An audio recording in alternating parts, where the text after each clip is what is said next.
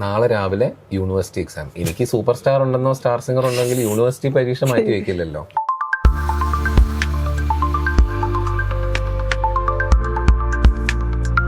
ചെറിയ കുട്ടിയാണെങ്കിലും വലിയ കുട്ടിയാണെങ്കിലും ഒരു സമ്മാനം നേടുക എന്ന് പറഞ്ഞാൽ ചെറിയ കാര്യമല്ല. ഞാൻ എന്താണോ ആഗ്രഹിച്ചത് അതെനിക്ക് കിട്ടി. എനിക്ക് ഇപ്പോഴും അങ്ങനെ ഫീലിംഗ് ഇല്ല അത് ഫസ്റ്റ് കിട്ടാത്തതുകൊണ്ട് ഞാൻ തോറ്റു എന്നോ അങ്ങനെയല്ല. ഞാൻ ജയിച്ചാണ് ഇരിക്കുന്നതെന്നുള്ളത്. അത് എന്തുകൊണ്ടാണ് ഞാനത് പറഞ്ഞു വരാൻ ഉദ്ദേശം എന്ന് വെച്ചാൽ അങ്ങനെ ഇട്ട് നമ്മളെ പൊരിക്കാൻ അപ്പുറത്തെ ആൾക്കാരുണ്ടായിരുന്നു ആസ് ഇൻ ദ ജഡ്ജസ്. ഇങ്ങനെ പറയുന്നത് രാഹുൽ കുറച്ചും കൂടെ ഫീൽ എപ്പോ പറഞ്ഞാൽ. അപ്പൊ ഞാൻ അന്നത്തെ ആ child in me was always like sir എന്താ എപ്പോഴും എന്നോട് ഈ ഫീൽ എന്ന് പറയുന്നത്. സെന്തമിഴ്നാട്ട് തമിഴച്ചിയെ സേലമെടുത്ത് തയങ്കിറിയെ നെസവ് ചെയ്യും. ഇങ്ങനെ ആ സമയത്ത് സ്റ്റേജ് ഷോസ് ഒക്കെ ചെയ്തിട്ടുണ്ടായിരുന്നു സ്റ്റാർ സിംഗറിന്റെ ഒരു ആ until my victory 2009. I'll also tell the date. അതെന്റെ ബർത്ത്ഡേ പോലെ ഞാൻ ഓർക്കുന്ന ഡേറ്റ് ആണ് April 25th. ഇപ്പൊ April 25th ആവുമ്പോൾ അത്രയും വർഷമാവും. April 25th 2009 ആയിരുന്നു എൻ്റെ grand finale stage. That was the day when I got my runner up title. And it was in April May ആയപ്പോഴാണ് ഞാൻ എൻ്റെ എഞ്ചിനീയറിംഗ് കഴിഞ്ഞു. എനിക്ക് 2 മൈൽ സ്റ്റോൺസ് അപ്പോൾ ഒരുമിച്ചായിരുന്നു. ആ ഇയറിൽ തന്നെ 2009 എഞ്ചിനീയറിംഗ് കഴിഞ്ഞത്. അതുവരെ എന്നെ ഒരുത്തനും പരിപാടിക്ക് വിളിച്ചിട്ടില്ല. പക്ഷെ 2009 ശേഷം ഞാൻ ഇപ്പൊ 2026 വരെ ഞാൻ ഇപ്പോഴും വളരെ ആക്റ്റീവായിട്ട് സ്റ്റേജ് ഷോസ് ചെയ്യുന്ന ഒരാളാണ്. അപ്പൊ my stage show career started in 2009. ഏതാ ഇങ്ങനെയും കൂടെ പറയാം, പൈസ മേടിച്ച് പാടാൻ തുടങ്ങിയത് 2009 അതുവരെ ഐ ഡോണ്ട് നോ. അതുവരെ നമ്മൾ സ്റ്റേജ് ഷോസ് എന്നല്ലല്ലോ. ഇപ്പൊ ഏതെങ്കിലും ഒരു ക്ലബിന്റെ ഇനോഗ്രേഷൻ ഒരു പാട്ട് പാടുക, അല്ലെങ്കിൽ നമ്മൾ മനസ്സിലായില്ലേ നമ്മുടെയൊക്കെ ഓണാഘോഷം, ക്രിസ്മസ് ആഘോഷം, അതിനെ നമുക്ക് അങ്ങനെ പറയാൻ പറ്റില്ലല്ലോ. ഗാദറിംഗ് ഉള്ള സ്ഥലത്ത് പോയിട്ട് പാടുക എന്നൊക്കെ അല്ലാതെ അതിനൊരു പ്രൊഫഷണൽ സൈഡ് ഇല്ലായിരുന്നു. പക്ഷെ Star Singer was a path breaking. എന്നെ സംബന്ധിച്ച് എൻ്റെ ഒരു മ്യൂസിക്കൽ ജേർണിയിൽ ഞാനൊരു പ്രൊഫഷണൽ സിംഗറായി. അതിനുശേഷം ഞാൻ ഒരുപാട് യാത്രകൾ ചെയ്തിട്ടുണ്ട്. I have gone to US for 1 month show after in 2010. ഒരു സ്റ്റാർ ഷോ ആയിരുന്നു. പിന്നെ ഗൾഫ് കൺട്രീസ് ഒരുമാതിരിപ്പെട്ട എല്ലായിടത്തും പാടിയിട്ടുണ്ട്, Dubai, Abu Dhabi. First international show was in Bahrain. അതിൽ നമ്മുടെ മുരളി മേനൻ സർ, പുള്ളിയുടെ ഒരു സ്റ്റാൻഡപ്പ് പോലെ ഒരു പെർഫോമൻസ്, ഒരു solo performance for 40 minutes or so. Myself and എൻ്റെ ഒരു fellow singer who is also my friend, he was also there in Star Singer, Rakesh Kishore എന്ന് പറഞ്ഞിട്ട്. ഞാനും രാകേഷും പിന്നെ ബെഹ്റിൻ തന്നെ ഒരു സിംഗർ, ഞങ്ങൾ 3 സിംഗേഴ്സും മുരളി സാറിൻ്റെ ഒരു പെർഫോമൻസും അതായിരുന്നു എൻ്റെ ഫസ്റ്റ്. ഇറ്റ് വാസ് ലൈക്ക്, അപ്പോൾ നമുക്കൊരു രാഹുൽ ലക്ഷ്മൺ ഷോ എന്നൊക്കെ പറയുന്ന പോലെ ഒരു ഇമ്പോർട്ടൻസ് അവിടെ കിട്ടുന്ന. മറ്റേത് ഗാനമേളയിൽ നമ്മൾ 10 സിംഗേഴ്സിൽ ഒരാളല്ലേ, ഇത് Rahul Lakshman Idea Star Singer എന്നൊക്കെ മനസ്സിലായോ. അങ്ങനെ ഒരു ബാനറൊക്കെ കിട്ടുന്ന ഒരു first experience was very special. And I very well remember it was a very good stage. അവിടുത്തെ ഒരു ഇന്റർനാഷണൽ സ്കൂളിലായിരുന്നു ഞാൻ. വലയോസൈ കലകല ആ പാട്ടൊക്കെ പാടിയിട്ടുണ്ടായിരുന്നു. എനിക്ക് തോന്നുന്നു കേരനിരകളാടും ആ സമയത്ത് ഒരു ഇൻട്രോ ഓണം സമയത്ത് എന്തോ ആയിരുന്നു തോന്നുന്നു. അപ്പൊ അങ്ങനെയൊക്കെ അങ്ങനെ വരുമായിരുന്നു. പക്ഷെ അന്നത്തെ സമയത്ത് അതെനിക്ക് ഓർമ്മയില്ല ആ ഷോയിൽ അങ്ങനെ ഉണ്ടായിരുന്നോ എന്ന്. പക്ഷെ ക്ലാസിക്കൽ വിട്ടു, അവിടുന്ന് മാറി നമ്മള്. പക്ഷെ ക്ലാസിക്കൽ ഏതെങ്കിലും ഒരെണ്ണം പാടണം. ഇപ്പൊ സൗപർണികാമൃത അങ്ങനെ ഏതെങ്കിലും ഒരു അല്ലെങ്കിൽ ഏതെങ്കിലും ഒരു ഡെപ്ത് ഉള്ള സോങ് എന്തായാലും പാടും. അത് കഴിയുമ്പോ പിന്നെ ഞാൻ സ്റ്റാർ സിംഗറിന്റെ സമയത്ത് പാടാത്ത അടിപൊളി പാട്ടുകളില്ല. കുറെ റൗണ്ട്സ് ഉണ്ടല്ലോ. എന്റെ ഒരു one of the songs that even today that I Singh പലവട്ടം കാത്തു നിന്ന് ഞാൻ, നമ്മുടെ വിനീത് ശ്രീനിവാസന്റെ. പിന്നെ മറ്റേ എന്നടി മുനിയമ്മ കണ്ണിലെ മൈ, അങ്ങനത്തെ സാധനങ്ങള് കുറച്ച് വരെ ഇങ്ങനെ കുറെ പാട്ടുകൾ നമ്മള് Star Singer, thanks to Star Singer for നമ്മൾക്ക് ഇങ്ങനെ സെന്തമിഴ്നാട്ട് തമിഴച്ചിയെ സേലമെടുത്ത് തയങ്കിറിയെ നെസവ് ചെയ്യും, ഇങ്ങനെ ഈ ഒരു വോയിസ് ഡൈനാമിക്സ് കാണിക്കാനൊക്കെ. അടുത്ത മറ്റേ തിരുപ്പതി ഏഴുമല വെങ്കടേശ, ഇങ്ങനത്തെ ഇത്. പിന്നെ ഇപ്പൊ തന്നെ ഞാൻ ഇത്രയും പാട്ട് ഇതെല്ലാം ഒരു വേറെ ജോണറാണ്. അടുത്ത ധൂൾ എന്ന് പറഞ്ഞ സിനിമ ഞാൻ തോന്നുന്നു, മറ്റേ ഗുണ്ട് ഗുണ്ട് ഗുണ്ട് പൊണ്ണെ കുപ്പിടുത് കന്നന, ഇങ്ങനത്തെ ഒരു സോങ്. ഇങ്ങനെ കുറെ പാട്ടുകൾ വേറെ ജോണറിൽ നമ്മൾ പാടാനുള്ള അവസരം വരും. അപ്പൊ അത് കൂടെ റുക്ക് ജാ ഹോ ദിൽ ദിവാനെ അത് പാടിയിരുന്നു. റൂപ് തെരാ മസ്താന, ഹിന്ദി ഡാൻസ് നമ്പേഴ്സ്, അങ്ങനെ ഒരു റൗണ്ട് ഉണ്ടായിരുന്നു. അപ്പം ഇത് ഇങ്ങനെയൊക്കെ കുറെ സാധനങ്ങൾ നമ്മൾ പഠിച്ച്, അപ്പൊ അതൊക്കെ നമുക്ക് ഇങ്ങനെ ഫ്രഷ് ആയിട്ടിരിക്കുക. അപ്പൊ എടുത്തലക്കാൻ ഉള്ള ഒരു അവസരമുണ്ട്. അപ്പോൾ പിന്നെ നമ്മൾ ആ സമയത്ത് ഏതെങ്കിലും ഹിറ്റ്, കല്യാണ കച്ചേരി, അത് ആ സമയത്ത് ഭയങ്കര പോപ്പുലർ ആയ ഫാസ്റ്റ് നമ്പേഴ്സ് ആയിരുന്നു. ഇപ്പോഴാണ് വേൽമുരുകയും ദാങ്കനൊക്കെ ആ സമയത്ത് അങ്ങനെ കുറച്ച്. അപ്പൊ നമ്മൾ ആ പാട്ടുകൾ പഠിക്കാൻ നോക്കും, ഇപ്പോഴത്തെ ട്രെൻഡിങ് സോങ്സ് എങ്ങനെയാണ്. അങ്ങനെ ഏറ്റവും കൂടുതൽ സമയം എടുത്ത് പഠിച്ച പാട്ട് ഏതായിരുന്നു സ്റ്റാർ ഷോയിലെ സമയത്തൊക്കെ? സ്റ്റാർ സിംഗറിന്റെ സമയത്ത് ഏറ്റവും സ്റ്റാർ സിംഗറിന്റെ എൻ്റെ ഏറ്റവും ചാലഞ്ചിങ് ആയിട്ട് ഞാൻ പഠിച്ച പാട്ട് എൻ്റെ ഗ്രാൻഡ് ഫിനാലയിലെ 2 സോങ്സ് ആയിരുന്നു. ആൻഡ് അത് when I tell you will understand why was it very difficult. ഞാൻ നേരത്തെ പറഞ്ഞു, ഞാൻ മത്സരിച്ച് എൻ്റെ മത്സരത്തിൽ ഞാൻ അല്ലെങ്കിൽ എൻ്റെ ജയം I attribute it to my song selection. അതെനിക്ക് വേറെ ആർക്കും കൊടുക്കാൻ ഉദ്ദേശിക്കുന്നില്ല. ഞാൻ എൻ്റെ ഒരു എഫേർട്ട് ഓഫ് ഫൈൻഡിങ് സോങ്സ് ആണ് എനിക്ക് മാർക്ക്. അപ്പോൾ നമ്മുടെ വേണുഗോപാൽ സാർ ആയിരുന്നു എൻ്റെ ഒരു ജഡ്ജ്. അപ്പോൾ വേണു ചേട്ടന് ജഡ്ജസിന് പാട്ടുകളുടെ ഇങ്ങനെ ലിസ്റ്റ് കൊടുക്കും. ഈ അടുത്ത റൗണ്ടിൽ 24 പാട്ട് അല്ലെ 30 പാട്ട് എന്നൊക്കെ അവർക്ക് MP3യും ലിസ്റ്റും നേരത്തെ കൊടുക്കും. അപ്പോൾ വേണു ചേട്ടനോട് ഒരിക്കൽ പറഞ്ഞു, ഈ ലിസ്റ്റ് കാണുമ്പോൾ തന്നെ അറിയാം ഇത് രാഹുലായിരിക്കും പാടുക എന്ന്. വേണു ചേട്ടൻ ഇങ്ങനെ അവിടെ രാഹുലിന് എഴുതിയിട്ടുണ്ടാവില്ല, അവർക്ക് വെറുതെ ഓവറോൾ പാട്ടുകൾ കൊടുക്കും. അപ്പോൾ ഇത് രാഹുലായിരിക്കും എന്ന് ചേട്ടൻ ഓർക്കുന്ന അതുപോലെ തന്നെ ആയിരിക്കും. ബിക്കോസ് ഭയങ്കര വ്യത്യാസമായിട്ടുള്ള പാട്ട് എൻ്റെ ഏതെങ്കിലുമൊക്കെ ഉണ്ടാകും. അപ്പം ഞാൻ ഗ്രാൻഡ് ഫിനാലയിൽ എല്ലാവരും പാടിയത് വളരെ പോപ്പുലറായ, ബിക്കോസ് അതാണല്ലോ ക്രൗഡിന് SMS ഒക്കെ കാര്യം. ഞാൻ അതൊന്നും പേടിച്ചില്ല. എനിക്ക് മാർക്ക് കിട്ടണമെങ്കിൽ എൻ്റെ സ്ട്രെങ്ത് കാണിക്കണം. ഞാൻ പാടിയ സിനിമ വാസ് ഫ്രം 1949, മങ്കയാർ കരശി എന്നൊരു സിനിമയിൽ നിന്ന് കാതൽ കനിരസമേ എന്നൊരു ഒരു ക്ലാസിക്കൽ ഹെവി പാട്ട്. അത് എവിടുന്ന് ഞാൻ തപ്പി പിടിച്ചതെന്ന് ചോദിച്ചാൽ ആ സമയത്ത് നമുക്ക് യൂട്യൂബ് ഒന്നും അങ്ങനെ അത്രയും പോപ്പുലർ അല്ല. അപ്പം ഈ മേ ബി ആ റിസർച്ച് സ്കിൽസ് ആയിരിക്കും എന്നെ പിന്നീട് PhD, ഞാൻ ഇപ്പം അതൊക്കെ ആലോചിക്കുമ്പം എന്നോട് ആരോ പറഞ്ഞു തന്നു ഇങ്ങനെ, ആരോ അല്ല, I tell you, I think if you are seeing this will be a good thank you note to you. Mister Mansoor എന്ന് പറഞ്ഞിട്ട് ഒരു വ്യക്തി ഉണ്ടായിരുന്നു. അപ്പം he was an ardent follower of star singer. പുള്ളി ഭയങ്കരമായിട്ട് ഫോളോ ചെയ്യുന്ന ഒരാളായിരുന്നു, കുറേ കമൻ്റ് ഒക്കെ എഴുതും. അപ്പം മൻസൂർ ഭായ് ഇങ്ങനെ പറഞ്ഞു, he use to kind of regularly, ആ സമയം നമുക്ക് ഫോളോവേഴ്സ് ഉണ്ടാവില്ല ആരെങ്കിലും. അപ്പം മൻസൂർ ഭായ് ആയിട്ട് ഇടയ്ക്കിടയ്ക്ക് ഇങ്ങനെ സംസാരം ഉണ്ടാവും. അപ്പം തൻ്റെ പോലത്തെ ഇങ്ങനെ വെറൈറ്റി പാട്ടുകൾ ഇങ്ങനെ ശേഖരിച്ച് വെക്കുന്ന ഒരാളെ ഞാൻ തനിക്ക് പരിചയപ്പെടുത്തി തരാം, താൻ അയാളെ പരിചയപ്പെട്ടാൽ നല്ലതായിരിക്കും എന്നൊക്കെ എന്നോട് ഇങ്ങനെ ഇടയ്ക്ക് പറയും. അപ്പോൾ his name I don't know, I have not seen him in ages. His name was Krishna. തൃപ്പൂണിത്തറയായിരുന്നു വീട്, അതെനിക്ക് ഓർമ്മയുണ്ട്. അപ്പൊ കൃഷ്ണ എന്ന് പറഞ്ഞ ചേട്ടൻ ഇങ്ങനെ കുറെ അന്ന് ഈ കാസറ്റ് ശേഖരമുള്ള വീടുകൾ, നമ്മൾ സ്റ്റാമ്പ് കളക്ഷൻ, കോയിൻ കളക്ഷൻ എന്നൊക്കെ പറഞ്ഞ പോലെ പണ്ടത്തെ റെക്കോർഡ്സ് ഒക്കെ വെക്കുന്ന ചില ആൾക്കാർക്ക് അതൊരു ഹരമായിട്ടുള്ള ആൾക്കാരുണ്ട്. അന്ന് സിസ്റ്റത്തിലേക്ക് മാറി, നമ്മുടെ കാസറ്റിൽ നിന്നും MP3 CD മാറിയ കാലം.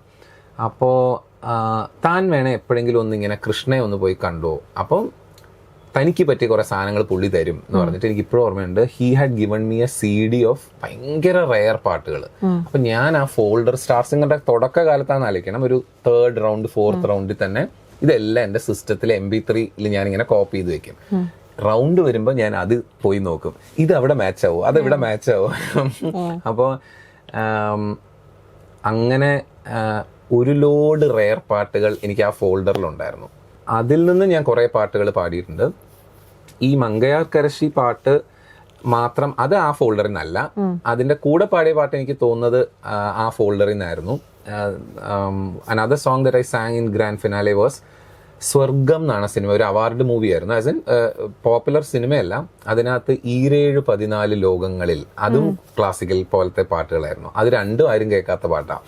അപ്പോൾ പക്ഷെ ഞാൻ അത് പഠിക്കാൻ കുറേ സമയം എടുത്തു. എന്ന് വെച്ചാൽ ഭയങ്കര കോംപ്ലിക്കേറ്റഡ് ആയിട്ട് കുറേ കടിപിടി സ്വരങ്ങളായിരുന്നു. അപ്പം ഞാൻ പഠിക്കുന്നത് എങ്ങനെയാണെന്ന് വെച്ചാൽ ഈ MP3 കേട്ട സോ ഗ്രാൻഡ് ഈ കാതൽ കനിരസമേ ഐ ആക്ച്വലി ഫൊഗോട്ട്. ട്രിവാൻഡ്രത്ത് എൻ്റെ ഒരു ഫ്രണ്ടിൻ്റെ ഇതേ പ്രോസസ്സ് തന്നെയായിരുന്നു തമിഴിൽ കുറെ പാട്ടുകൾ ഇങ്ങനെ ഒരാളുടെ കയ്യിലുണ്ട്. ശർമ്മ സാറിന് ആണെന്നാണ് എൻ്റെ ഓർമ്മ. I forgot his name. Sharma സാറിന് ഇപ്പൊ let me put it as Sharma sir. അപ്പൊ സാറിന്റെ വീട്ടിൽ പോയപ്പോൾ സാറും ഇങ്ങനെ കുറെ തമിഴ് പാട്ടുകൾ തന്നിരുന്നു. ട്രിവാൻഡ്രത്തായിരുന്നു. എൻ്റെ ഫ്രണ്ട് സജസ്റ്റ് ചെയ്തിട്ട് ഞാൻ പോയതായിരുന്നു. അതിന്നാണ് ഈ മങ്കയാർ കരശി. അപ്പൊ അതൊരു ചിത്തരഞ്ജനി എന്നൊരു രാഗമുണ്ട്. നമ്മുടെ സാധാരണ കർണാടക സംഗീതത്തിൽ ചിത്തരഞ്ജനിയിൽ ഒരു കീർത്തനമുണ്ട്. ആ കീർത്തനം പോലെ തോന്നിക്കുന്ന ഇപ്പൊ നമ്മുടെ ഭാഗ്യലക്ഷ്മി പോലെയാണ് വണ്ണാർത്തിപ്പുഴ, അതേപോലെ ആ ഒരു ഫോർമാറ്റിൽ ഇങ്ങനെ ആ കീർത്തനത്തിന്റെ ഒരു റൂട്ടുള്ള ഒരു പാട്ട്. അപ്പം ഇറ്റ് വാസ് ലൈക്ക് കാതൽ കനിരസമേ സന്തതം കലാവതി മരിഷേ തരശ കാതൽ കനിരസമേ സന്തതം കലാവതി ഇങ്ങനെ തുടങ്ങുന്ന ഒരു സാധനം. അത് കുറച്ച് ഇങ്ങനെ ഈ ശ്രുതിയിലല്ല, കുറച്ചും കൂടെ കാതൽ കനിരസമേ സന്തതം കലാ, ഈ ഒരു സ്പീഡിൽ പോകുന്ന ഒരു സാധനം. അപ്പൊ ഫുൾ സ്വരമൊക്കെ വെച്ചിട്ടുള്ള പാട്ട്. അത് ഭയങ്കര സ്ട്രെസ്സായിരുന്നു. അപ്പം ഞാൻ പഠിക്കും. പിന്നെ എൻ്റെ പാട്ട് മാഷ് അന്ന് വൈറ്റിലെ രമേശൻ എന്ന് പറഞ്ഞ ഒരു സാറിൻ്റെ അടുത്താണ് ഞാൻ പഠിച്ചിരുന്നത്. അപ്പോൾ സാറിൻ്റെ അടുത്ത് ഞാനിങ്ങനെ പാടി കേൾപ്പിക്കും, ഈ സ്വരങ്ങളൊക്കെ ഇങ്ങനെ പാടി കേൾപ്പിക്കുന്ന. അതിനോടൊപ്പം പാടിയ പാട്ട് വാസ് 14 ലോകങ്ങളിൽ ഇതുവരെ അറിയാത്ത അനുഭൂതികൾ തരരാരാ തരരാരാ താരരാ ഈ സ്വർഗം. ഇപ്പൊ എനിക്ക് വരികളൊന്നും ഓർമ്മ വരുന്നില്ല. പക്ഷെ ഈ ഒരു പാട്ട്, ഇത് രണ്ടെണ്ണമാണ് ഞാൻ പാടിയിരുന്ന 2 സോങ്സ്. റെയർ പാട്ടുകൾ എന്ന് പറഞ്ഞുകൊണ്ട് ഞാൻ പാടിയ കുറേ റെയർ സോങ്സ്. ഇതൊന്നും എനിക്ക് എവിടെയും പാടാൻ പറ്റാറില്ല. ഉൾക്കടൽ എന്ന് പറഞ്ഞ മൂവിയിലെ എന്റെ കടിഞ്ഞൂൽ പ്രണയ കഥയിലെ പെൺകോടി ഇങ്ങനൊരു സോങ് പാടിയിട്ടുണ്ട്. ഈ ഉൾക്കടലിലെ തന്നെ സാഡ് സോങ്സ് റൗണ്ടിൽ ഞാൻ വേറൊരു പാട്ട്, കൃഷ്ണ തുളസി കതിരുകൾ ചൂടിയൊരശ്രു കുടീരം ഞാൻ, ഇതൊന്നും ആരും കേൾക്കാത്തതാണ്. ആരും കേൾക്കാത്തതെന്ന് വെച്ചാൽ കോമൺ ഓഡിയൻസിന് ഇത് ഫോളോ ചെയ്യുന്ന ആൾക്കാരുണ്ട്. ഇത് രണ്ടും MB ശ്രീനിവാസൻ സാറിന്റെ ഭയങ്കര ഹിറ്റ് പാട്ടുകൾ ആ സമയത്ത് 70s 80s. ഇപ്പൊ നമ്മളിപ്പോ ഒരു കുറച്ചും കൂടെ പോപ്പുലർ ആയിട്ടൊരു സാഡ് എന്ന് പറഞ്ഞാൽ ചിലപ്പോ ഇപ്പൊ ഇന്നലെ എൻ്റെ അതായിരിക്കും. അല്ലെങ്കിൽ നമ്മുടെ ഇപ്പൊ വികാര നൗകയുമായി ഇങ്ങനെയൊക്കെ പാടുന്നതിന് പകരം ഞാൻ ഇങ്ങനെ ഒരു സോണാ പിടിക്കുമായിരുന്നേ. പിന്നെ റെയർ പാട്ടുകൾ കുറച്ചധികം ഇങ്ങനെ കുറെ ഒരു ആനന്ദ നടനം അപ്സര കന്യകൾ തൻ ഇങ്ങനെ ഒരു സാധനം പാടിയിട്ടുണ്ട്. ഇതൊന്നും അങ്ങനെ പോപ്പുലർ അല്ല. അപ്പൊ ഈ പോപ്പുലർ അല്ലാത്ത പാട്ടുകളോട് ഇത്തിരി ഒരു റിസർച്ച് എടുത്ത് പഠിക്കാന്നുള്ളത് ഭയങ്കര വലിയൊരു ചാലഞ്ചിങ് ആണ് ആക്ച്വലി. ഇപ്പൊ ഈ 1949 എന്ന് പറഞ്ഞല്ലോ അപ്പൊ ആ പാട്ട് ചൂസ് ചെയ്ത്, അപ്പൊ അതിന്റെ ഫീൽ എങ്ങനെ കൊടുത്തത്? സോ ക്ലാസിക്കൽ ആയതുകൊണ്ട് നമ്മൾ ഫീൽ വേണ്ടെന്നല്ല, പക്ഷെ കുറച്ച് ക്ലാസിക്കൽ പാട്ടുകൾ പാടുമ്പോൾ നമ്മൾ ഫോക്കസ് ചെയ്യുന്ന കുറച്ച് കാര്യങ്ങൾ എന്ന് പറഞ്ഞാൽ ഒന്ന് ആ രാഗഭാവം. കാരണം അതാ ഞാൻ ആദ്യം പറഞ്ഞത്, എനിക്ക് പൊതുവെ ആ ഗ്രിപ്പ് ഓവർ ദ രാഗ എന്റെ വോയിസിൽ കൊണ്ടുവരാൻ അതെന്റെ സ്ട്രെങ്ത് സോൺ ആയിരുന്നു. അപ്പൊ എനിക്കിപ്പം കാതൽ ഒരു സാധനം, ഇപ്പൊ കാതൽ കനിരസമേ എന്നാണ് ട്യൂൺ. അപ്പൊ കാതൽ ഇത്രയും കാതൽ എവിടം വരെ പോണം, എവിടം വരെ പോണ്ട. കനീരസമേ കനീരസമേ സന്തതം, മനസ്സിലായി, സന്തതര ഇങ്ങനെയാ പഠിക്കുന്നത്. കലാ തരാവതി ഇത്രയും സ്ലോ ആയിട്ട്. ഇപ്പൊ കാതൽ കനിരസമേ ഇങ്ങനെ നമ്മള് ട്യൂൺ നല്ലോണം പഠിച്ച് പാട്ടുമാഷും കൂടെ ഒന്ന് പാടി കേൾപ്പിക്കുമ്പോൾ നൊട്ടേഷൻസ് വെച്ച് അന്ന് പഠിക്കുമായിരുന്നു. നൊട്ടേഷൻസ് വെച്ച് തന്നെ സ്വരപ്പെടുത്തി തന്നെ പഠിക്കുക. അപ്പോൾ അങ്ങനെ കുറെ ഇതൊക്കെയാണ് ഞാൻ പറഞ്ഞ ആ ലേണിംഗ്.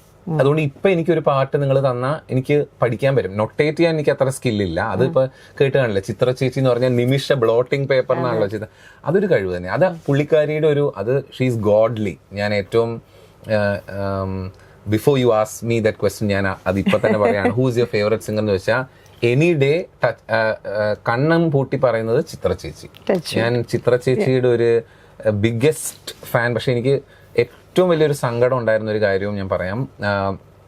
എൻ്റെ സീസണിൽ മാത്രം ചിത്ര ചേച്ചി അല്ലായിരുന്നു ജഡ്ജ്. അത് കഴിഞ്ഞിട്ട് വർഷങ്ങളായിട്ട് പക്ഷേ ചിത്ര ചേച്ചിയുടെ മുമ്പ് ഞാൻ കുറേ പ്രാവശ്യം പാടിയിട്ടുണ്ട്.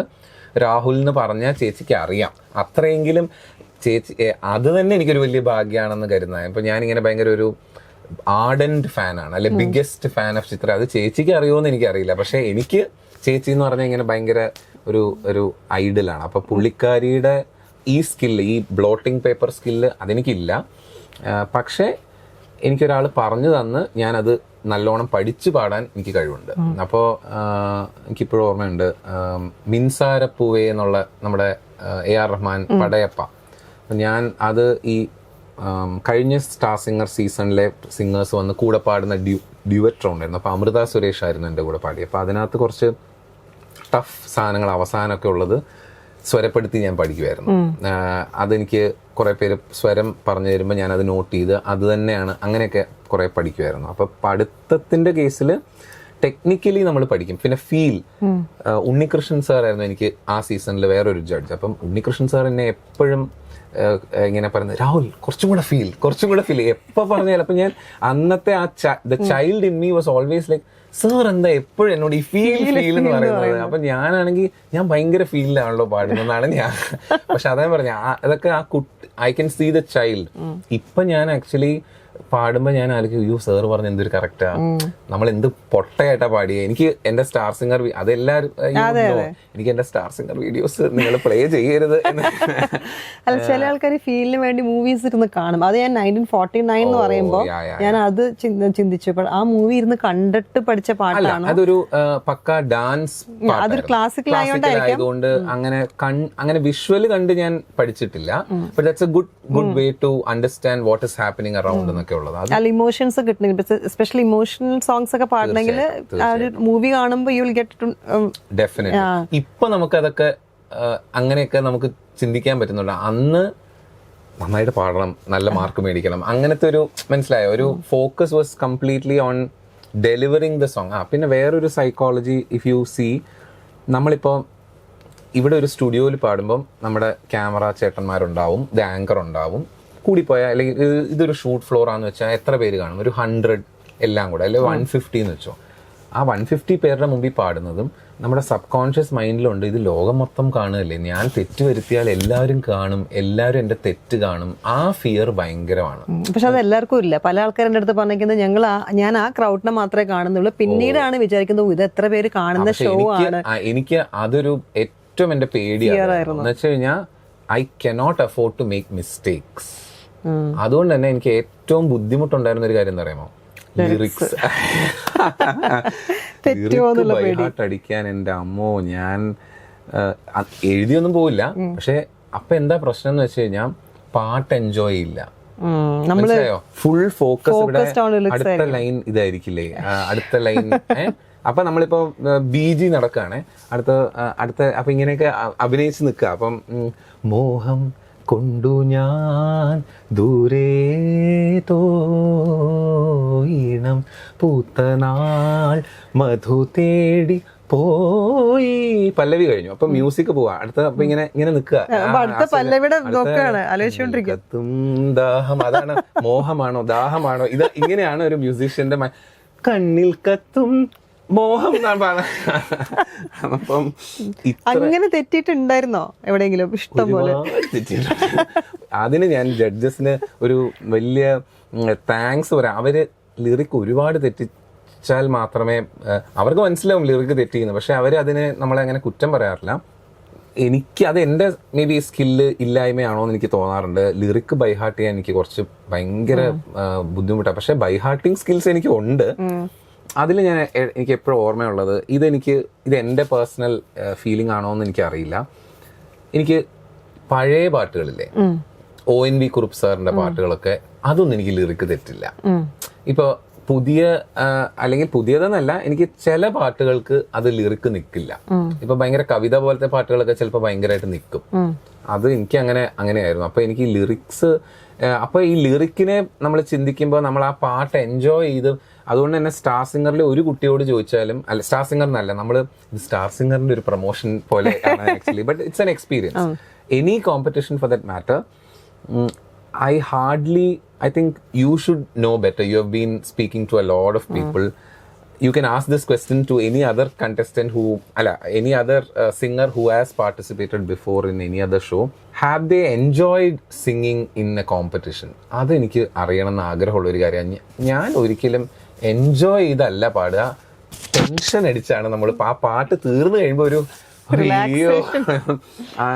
പക്ഷെ ഓരോരുത്തർക്കും ഡിഫറെന്റ് ഒപ്പീനിയൻ. ഇപ്പൊ ഞാൻ ചോദിച്ചപ്പോ തന്നെ പല കുട്ടികളും ചിലവർ എൻജോയ് ചെയ്യാറുണ്ട്, ചിലർ ഭയങ്കര ഫിയർ വെച്ചിട്ട് പാടാറുണ്ട്. പക്ഷെ ഇത് കാണിക്കില്ല കേട്ടോ, ഇത് ഞാൻ പറയാം, ഇതൊരു അഭിനയമാണ്. അപ്പൊ ഞാൻ പറഞ്ഞു വന്നത്, നമ്മുടെ ചുറ്റിനും 10,000-കണക്കിന് ആൾക്കാർ കാണുന്നതായതുകൊണ്ട് നമ്മൾ ഇങ്ങനെ ഈ ഇതൊക്കെ ഫിറ്റ് ചെയ്ത് ഉള്ളില് ഭയങ്കര സ്ട്രെസ്സാണ്. നമ്മൾ എന്തൊക്കെ ചെയ്യണം. പിന്നെ സ്റ്റാർ സിംഗറിന്റെ ഒരു ചെറിയ, അതൊരു നെഗറ്റീവ് ആണോ പോസിറ്റീവ് ആണോ എന്ന് എനിക്കറിയില്ല, ഫാൻസി ഡ്രസ്സ് കുറെ ഉണ്ടായിരുന്നു.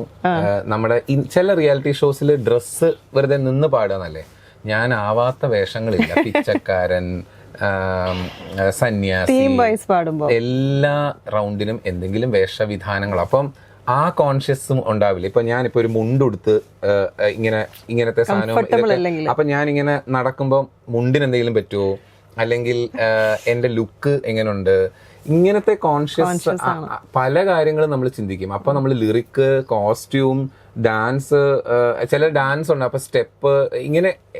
അപ്പൊ അങ്ങനെ നോക്കുമ്പോൾ ഓവറോൾ പെർഫോമൻസ് ആവുമ്പോൾ അത് അങ്ങനെ കുറെ കാര്യങ്ങൾ നമ്മൾ ഇതെല്ലാം പയറ്റി തെളിഞ്ഞുകൊണ്ടാണ് ഇപ്പൊ നമ്മളെ സ്റ്റേജിൽ കയറ്റി കഴിഞ്ഞാൽ നമ്മൾ എന്തെങ്കിലും ആവട്ടെ അങ്ങനത്തെ കിട്ടിയ വലിയൊരു എക്സ്പീരിയൻസ് ആണ് അങ്ങനെ.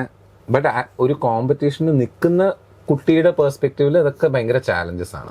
ഇതെല്ലാം ആൾക്കാർ കാണുന്നു, എന്തെങ്കിലും ഒരു കമന്റ്. അതുപോലെ തന്നെ ജഡ്ജസ് ചിലപ്പോൾ നമ്മൾ എന്തെങ്കിലുമൊക്കെ ഇങ്ങനെ, അതിൽ ഏറ്റവും കൂടുതൽ സർക്കാസമുള്ള ജഡ്ജ് ആരാന്നുള്ളത് എല്ലാവർക്കും അറിയാം. ശരത് സാറിന്റെ കമന്റ്സ് ഭയങ്കര ചിലപ്പോൾ ഇത്തിരി സർക്കാസ്റ്റിക് ആയിട്ട്, പക്ഷേ is A genius, musical genius ആണ്. ശരത് സാർ എന്ന് കേൾക്കുമ്പോൾ ഏറ്റവും എനിക്ക് ഓർമ്മയുള്ള ഒരു കാര്യം ഈ എൻ്റെ കടിഞ്ഞൂൽ. അപ്പം എൻ്റെ കടിഞ്ഞൂൽ പ്രണയകഥ, ഇങ്ങനെ. അപ്പം എൻ്റെ കടിഞ്ഞൂൽ ഞാൻ പാടി, അപ്പം അതിന്റെ കറക്ഷൻ ആയിരുന്നു എൻ്റെ കടിഞ്ഞൂൽ ഒരു നോട്ട് താഴോട്ട് ഇങ്ങനെ ഒരു കേവ് ഉണ്ട് എന്നൊക്കെ സാർ പറയും. അതൊക്കെ നമ്മൾ അത് ജീനിയസിനെ അറിയുള്ളൂ. ഇപ്പൊ ഞാൻ പാടുന്ന കടിഞ്ഞൂൽ അത് അത്ര എവിഡന്റ് ആയിട്ട് നമ്മൾ കേൾക്കില്ല. നമ്മൾ ഈ കാസറ്റിലൊക്കെ ഇങ്ങനെ ഉണ്ട് എന്ന് പറയും പുള്ളി. അത്രയും ഡീറ്റെയിലിംഗ് പുള്ളിക്ക് അറിയാം. അപ്പൊ അങ്ങനെയുള്ള ഒരാളെ കൊണ്ട്, അത്രയും നോക്കുന്ന ഒരാളെ കൊണ്ട് ഞാൻ പുള്ളിയെ കൊണ്ട് നല്ലത് പറയിപ്പിക്കുന്ന ഞാൻ ചാലഞ്ച് ആയിട്ട് എടുക്കുമായിരുന്നു. മനസ്സിലായോ? അപ്പൊ അതൊരു ലേണിംഗ് ആണ്. അപ്പോൾ അങ്ങനത്തെ അഡ്വാൻറ്റേജസ് ആണ് ഇതുപോലത്തെ ജീനിയസസിന്റെ. ഇതൊക്കെ കേൾക്കണം പറയണെങ്കിൽ പാട്ട് കുറെ കേൾക്കണല്ലേ, നമ്മൾ ഒരുപാട് കേൾക്കണം. അതാണ് കോമ്പറ്റീഷന് പോകുന്ന എല്ലാ ആൾക്കാരുടെ അടുത്തും എല്ലാവരും പറയുന്നത്, ഈ ഗ്രൂമേഴ്സ് ഒക്കെ പറയുന്നത്, ഇതൊരു 25 പ്രാവശ്യമോ 50 പ്രാവശ്യമോ കേൾക്കാൻ പറ്റുന്ന അത്രയും തവണ ആ പാട്ട് ഉള്ളിൽ ഇങ്ങനെ കേട്ടോണ്ടേയിരിക്കണം, എന്നാലേ അത് ഉള്ളിലേക്ക് നിൽക്കുള്ളൂ. അങ്ങനെ ഒരുപാട് കേറാത്ത പാട്ടുകൾ പാടിയാൽ അതിന്റെ ഫലം കിട്ടുകയും ചെയ്യും. എനിക്കത് കിട്ടിയിട്ടുമുണ്ട്. അപ്പൊ എന്നോട് കുറെ പ്രാവശ്യം കേൾക്കുന്ന കാര്യം പറഞ്ഞു. അത് കേട്ടിട്ടില്ലെങ്കിൽ അത് ചില സമയത്ത് നമുക്ക് പണി തരാനും പറ്റും. അതെന്തുകൊണ്ടാന്ന് വെച്ചാൽ ദ മോർ യു ഹിയർ അത്രയും നമുക്ക് ഉറപ്പുണ്ടാവും, ഒരു സെർട്ടനിറ്റി. ഈ ലിറിക്ക് ബൈ ഹാർട്ട് ഞാൻ പറഞ്ഞില്ലേ. അപ്പം ലാസ്റ്റ് റൗണ്ട് ഗ്രാൻഡ് ഫിനാലേക്ക് തൊട്ട് മുമ്പുള്ള റൗണ്ടിൽ ജോൺസൺ മാസ്റ്റർ ഹിറ്റ്സ് ആയിരുന്നു. അപ്പം ഈ പറഞ്ഞ ഞാൻ പ്രിപ്പയർ ചെയ്തുകൊണ്ട് പോയിരുന്നത് ബ്രഹ്മകമലം എന്നുള്ള സോങ്. ഞാൻ ആ സോങ് അതിന് മുമ്പും സ്റ്റാർ സിംഗറിന് മുമ്പും ഒക്കെ ഒരുപാട് പാടി ഇങ്ങനെ കോൺഫിഡൻസ് ഉള്ള പാടാം. അപ്പൊ ഫൈനലൊക്കെ എടുക്കുമ്പോൾ നമുക്ക് അങ്ങനെ വരണം. അപ്പം എന്ത് പറ്റിയെന്ന് വെച്ചാൽ ജോൺസൺ മാസ്റ്റർ മെലഡീസ് എന്നായി റൗണ്ട്. ആ ജോൺസൺ മാസ്റ്റർ ഹിറ്റ്സ് എന്നായിരുന്നു അന്ന് പറഞ്ഞത്. ഇപ്പൊ ജോൺസൺ മാസ്റ്റർ ഹിറ്റ്സ് എന്ന് പറയുമ്പോൾ ഇപ്പൊ ഗോപികെ നിൻവിരൽ ഒരു ഭയങ്കര ബ്യൂട്ടിഫുൾ മെലഡി. എന്നാൽ ഞാനപ്പോൾ ഈ സ്ട്രാറ്റജിയുടെ കാര്യം പറഞ്ഞപ്പോൾ ജോൺസൺ മാസ്റ്റർ ചെയ്ത ക്ലാസിക്കൽ സ്റ്റൈൽ പാട്ട് പിടിക്കാം എന്ന് പറഞ്ഞ് ഞാൻ അങ്ങനെ ഒരു റൂട്ട് പിടിക്കാൻ അങ്ങനെ ഞാൻ എടുത്തു. പാട്ട് സെലക്ട് ചെയ്ത് പഠിച്ചൊക്കെ അവിടെ ചെന്ന് കഴിഞ്ഞപ്പോൾ പറഞ്ഞ ക്ലാസിക്കൽ പാട്ടുകൾ പറ്റില്ല, മെലഡി തന്നെ വേണം. അപ്പോൾ കുറച്ച് പണിയായി. എന്ന് വെച്ചാൽ ഞാനാണെങ്കിൽ എല്ലാം പഠിച്ചു കഴിഞ്ഞു, ഇനിയൊരു പാട്ട് ഞാൻ നോക്കിയിട്ടൊന്നും എനിക്ക് വരുന്നില്ല. അങ്ങനെ അവിടുത്തെ ഓർക്കസ്ട്ര ചേട്ടന്മാരിലെ ബൈജു ചേട്ടൻ, തബല വായിച്ച ചേട്ടൻ എൻ്റെ ഭയങ്കര ഒരു വെൽവിഷറാണ്. എടാ നിനക്ക് ഞാൻ പി ജയചന്ദ്രൻ സാർ പാടിയ മോഹം കൊണ്ട് ഞാൻ പാടിയത്. അത് അതിൻ്റെ ഫീമെയിൽ വേർഷൻ ജാനകിയമ്മയും മെയിൽ വേർഷൻ ഉണ്ട്.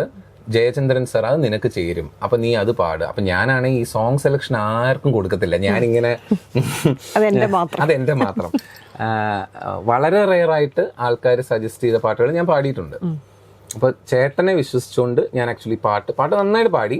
പക്ഷെ ഞാൻ നേരത്തെ പറഞ്ഞാൽ ചെറിയ ലിറിക് ബൈ ഹാർട്ട് അത് ഞാനിങ്ങനെ ആരും കണ്ടുപിടിച്ചില്ല അത്. പക്ഷെ എനിക്ക് പേടിയായിരുന്നു ലിറിക് തെറ്റും. പാട്ടൊക്കെ സൂപ്പറായിട്ട് പാടി, നല്ലോണം എനിക്ക് പറ്റുന്ന പാട്ട് ചേട്ടൻ അത് കറക്റ്റായിട്ട് എടുത്തു, ഹിറ്റ് പാട്ട്. ലിറിക് ബൈ ഹാർട്ട് അടിക്കാൻ അപ്പോഴും ഈ കുറേ കേട്ടാലേ അത് ഇരിക്കുകയുള്ളൂ. അപ്പം അങ്ങനെയൊക്കെ ഈ ദാഹം മേളം വേറെ എന്തെങ്കിലും ആവും, ലിറിസിസ്റ്റുമാർ കേൾക്കാതെ. അപ്പം അത് കുറേ കേൾക്കുമ്പോൾ ഡെഫിനറ്റ്ലി അതിനൊരു അഡ്വാൻറ്റേജ് ഉണ്ട്.